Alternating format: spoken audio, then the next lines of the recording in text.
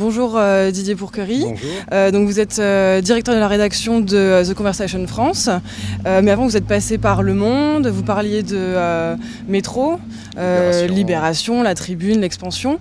Du coup, qu'est-ce qui vous a donné envie de participer au projet de The Conversation France ? C'est une nouvelle manière d'informer le citoyen en direct. Au moment où beaucoup de citoyens se méfient des médias, c'est une autre forme de partage de l'information et de partage du savoir en direct. Comment The Conversation France arrive à obtenir la confiance des scientifiques, des chercheurs vis-à-vis des médias et du traitement de leurs travaux par les médias ? On arrive parce que de toute façon ce sont les chercheurs eux-mêmes qui écrivent et qui valident leur papier.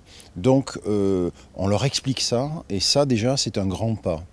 Deuxièmement, on n'a pas d'agenda, je dirais, d'a priori caché. On est juste un site de partage. Et donc ce site de partage fait que les gens ont envie d'y participer. Les chercheurs ont envie d'y participer pour mettre en valeur à la fois leurs travaux et puis pour mettre en valeur leur rapport à la société. Qui est vraiment le public de The Conversation France ? Ce sont à la fois des enseignants, des chercheurs et des étudiants, bien entendu, mais c'est tous les lecteurs des médias qui nous reprennent. C'est-à-dire qu'on est repris par exemple par le site de Sud-Ouest, par le site de Ouest France, par le site de Slate ou Huffington Post. Les lecteurs, ce sont les lecteurs de tous ces médias.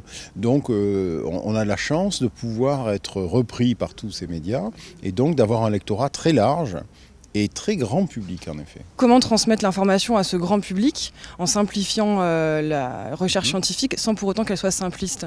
Alors ça c'est justement le travail d'aller-retour entre le journaliste et le chercheur. C'est-à-dire que le chercheur propose un texte et nous on fait en sorte de se poser les questions de base. Qu'est-ce qu'il veut dire, qu'est-ce qu'on ne comprend pas, etc. Et de se mettre dans la peau du grand public. Vous aviez eu donc des valeurs, des objectifs avec The Conversation France. Donc là, c'est le premier anniversaire de The Conversation France. Est-ce qu'il y a un bilan vis-à-vis de ces valeurs-là et de ces objectifs à tirer ?